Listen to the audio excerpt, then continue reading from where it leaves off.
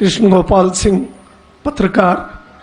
मैं विद्वान श्री नाइक साहब से ये जानना चाहूँगा कि आज के आतंकवाद पर इस्लाम का क्या नजरिया है।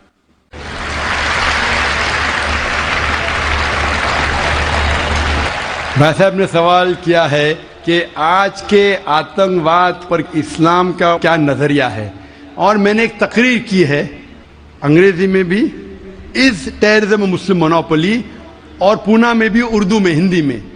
क्या आतंकवाद मुसलमान की विरासत है? कि अक्सर लोग समझते हैं आतंकवाद मतलब मुसलमान होना जरूरी है, और एक कहावत थी कि हर मुसलमान आतंकवादी नहीं, लेकिन हर आतंकवाद मुसलमान।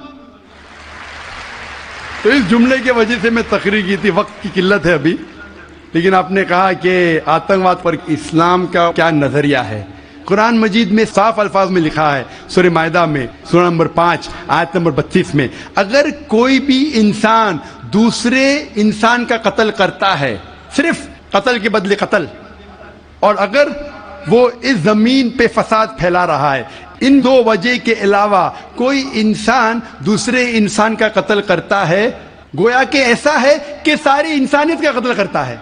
कोई भी इंसान दूसरे इंसान का कत्ल करता है, मासूम, चाहे वो मुसलमान हो या गैर मुसलमान हो।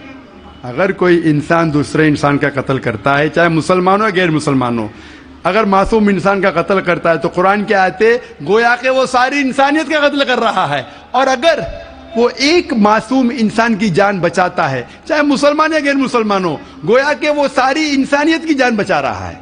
तो मुख्तसर सा ये जवाब है, अगर कोई मासूम लोग का कत्ल कर रहा है, इस्लाम में हराम है। मिसाल के तौर पे 9/11 3,000 से ज्यादा लोग का कत्ल हुआ ट्विन टावर के अटैक में।